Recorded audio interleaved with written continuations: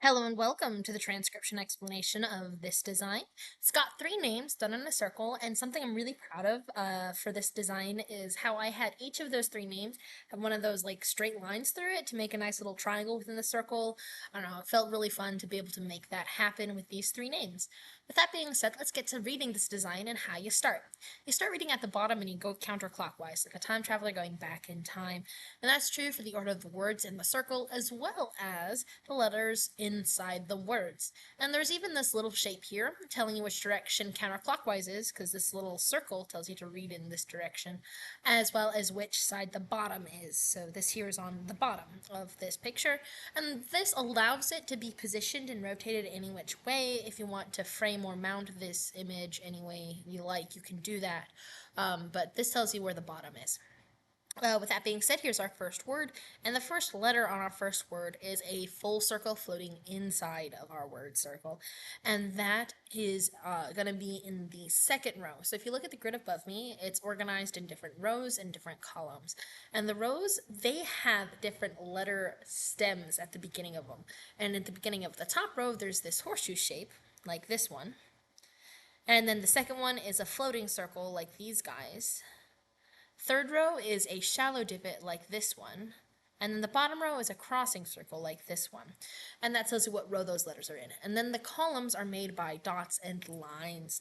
And in the first column, there's no dots or lines, so that's what the base letter stem looks like. And then the first few columns are different numbers of dots. So like this one has 2 dots, this one has 3 dots. And then there's lines, and they count where they end on a letter. So like this one ends both here, and it ends here.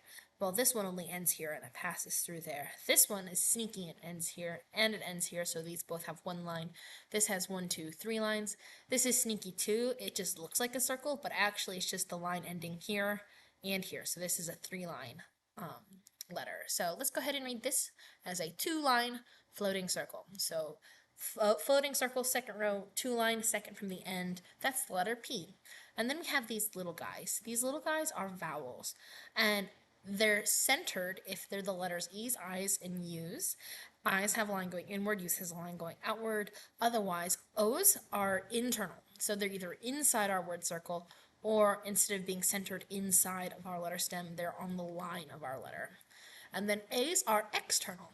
They're outside of our word circle entirely, like these two. So here's an E, O, O, A, O. So those are the vowels in this design. So we have P, E, Y with 2 dots crossing our circle. T is a shallow divot with no modifiers. Here's another O. It is internal like that O or that O. And then an N has 1 line on it. So that's Peyton. And then this one, starting at the bottom, we have 1, 2, 3 dots on the L, and then our O attached to it. G with 1 line on it. A outside the word circle, and then the N with 1 line on it. And then 1, 2, 3 lines on this M. The A outside the word circle, S with 3 lines, O internal, and then the N with 1 line on it. So that's that design, and I'm really happy with that pattern of 3 straight lines, making kind of that triangle in there, as well as the little pattern of 3 full circles inside, even though I kind of had to cheese it with this one making the letter lines look like the circle, and this one had to be interrupted because it's a top row letter. But yeah, so that's that design, and I hope you like it. Thanks, bye!